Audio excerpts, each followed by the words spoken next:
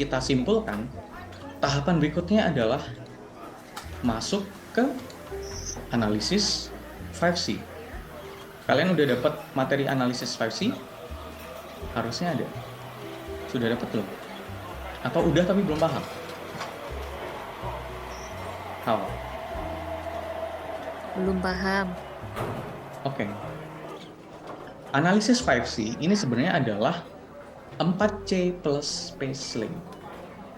Apa tuh 4C plus spacelink? Bahwa dalam analisis 5C ada analisis internal dan eksternal.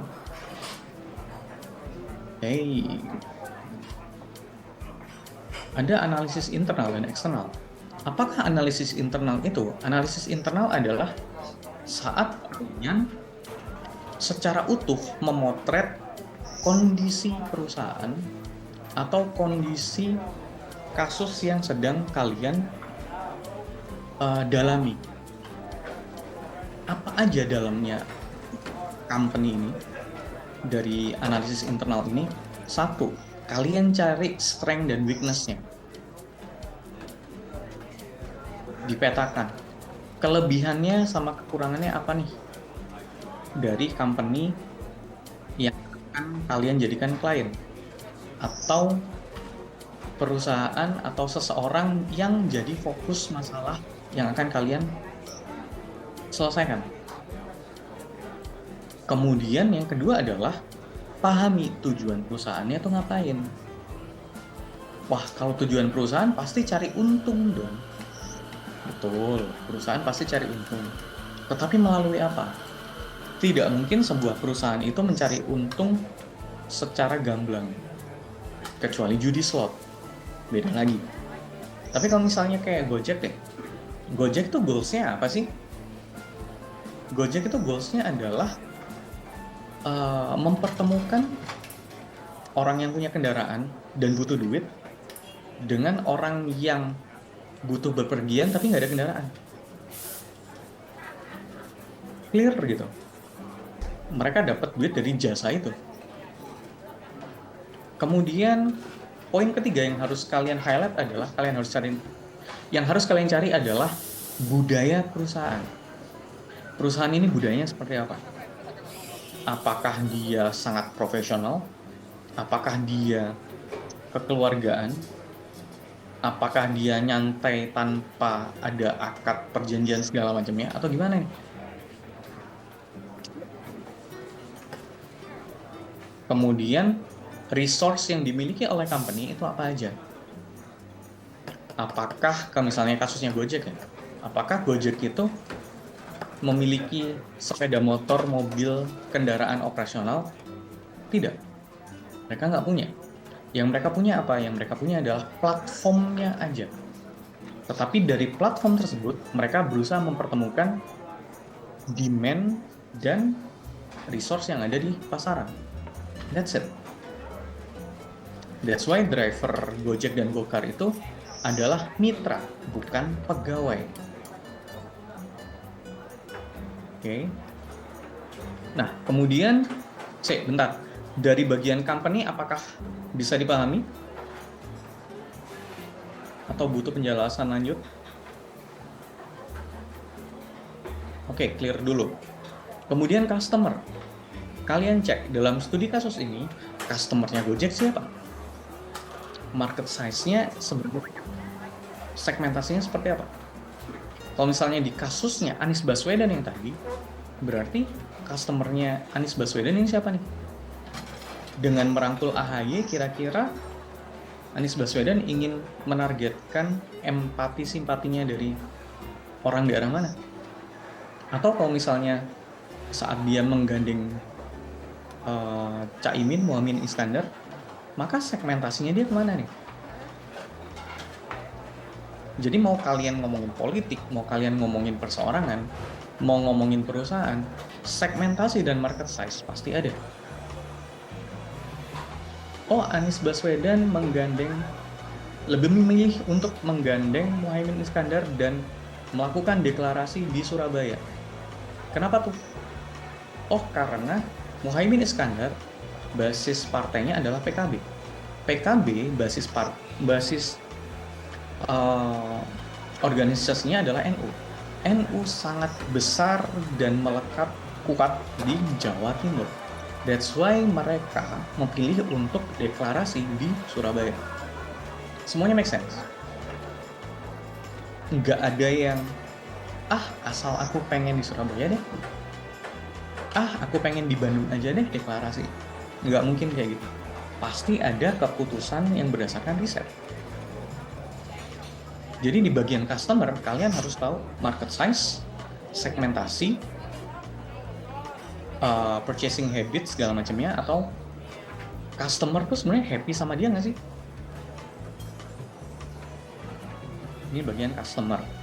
Kemudian competition, kira-kira kompetitornya siapa? Kalau politik itu enak. Capres, cawapres, itu terbatas 2-3, selesai. Tapi kalau perusahaan, banyak. Apalagi kalau ngomongin Gojek itu bisa di head to head sama Grab bisa, Maxim bisa, terus ada beberapa perusahaan baru itu udah masuk juga. Kompetitornya siapa nih? Masing-masing kelebihan dan kelemahan dari kompetitor itu masukin di competition. Kemudian ada kolaborator.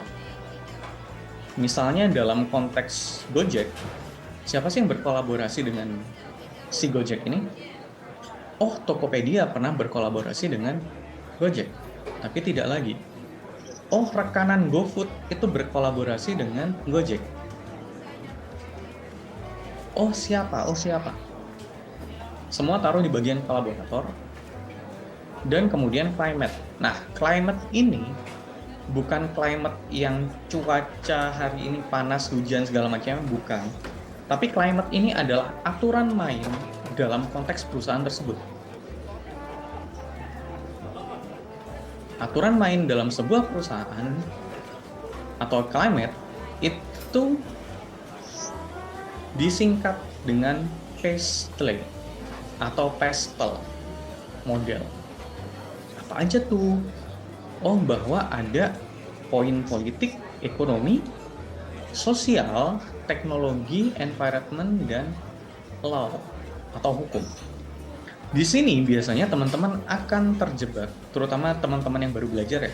Kalian bakal terjebak apa bedanya politik dengan law? Apa hubungannya politik dengan hukum gitu?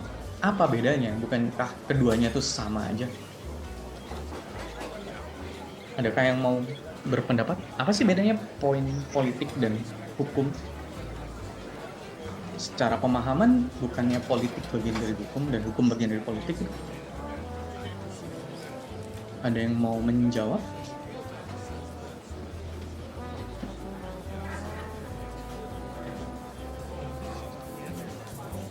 Apa bedanya politik dan hukum? Ini kalau kalian miss di sini nih, berantakan.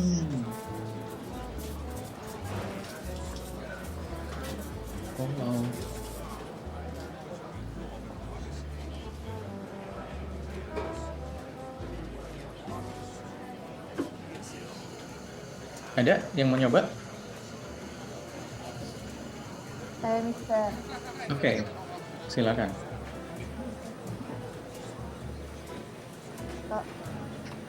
Kalau menurut yang saya udah cari nih barusan, politik itu bidang yang berhubungan dengan tujuan masyarakat. Kalau hukum itu berhadapan dengan keharusan untuk menentukan pilihan tentang tujuan atau cara-cara yang akan dipakai untuk mencapai tujuan masyarakat tersebut, gitu. Oke, dalam konteks PESTEL analisis, bedanya apa? Bahasa manusianya deh. Bahasa manusianya apa sih? Misal gini, untuk sebuah perusahaan seperti Gojek dapat beroperasi di Indonesia, dia harus memenuhi undang-undang tertentu. Nah, poin undang-undang itu masuk di politik atau di hukum? Hukum. Kenapa kok di hukum? Karena udah tertulis. Oke, Saat perusahaan seperti Gojek itu akan beroperasi di Malang Raya, mereka butuh izin dari wali kota. Dia butuh menuruti peraturan daerah, peraturan wali kota, peraturan presiden mungkin. Nah, itu masuk di poin politik atau hukum?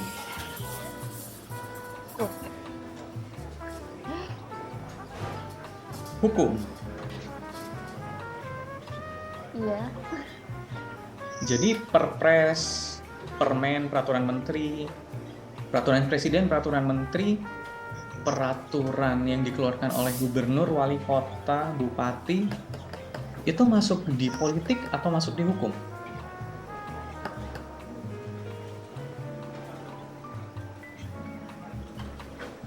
Delia, coba. Politik. Kenapa tuh politik? Karena kalau hukum tuh harusnya cuma di undang-undang nggak sih? Nice. Jadi, batasan dari law atau hukum itu ada di undang-undang, undang-undang dasar, Pancasila, dan produk-produk yang dikeluarkan oleh DPR, oleh legislatif. Baru dia dapat berupa hukum. Saat itu berupa peraturan daerah, saat itu berupa peraturan presiden maupun peraturan menteri, semua peraturan tersebut dikeluarkan dalam konteks politis. That's why mereka masuk di bagian politik. Clear di sini? Clear, Mister. Oke. Ini pestle analysis. Sehingga saat sebuah perusahaan itu ingin beroperasi di Malang Raya, mereka harus mengikuti aturan yang ada di Malang Raya. Dan itu pasti politik.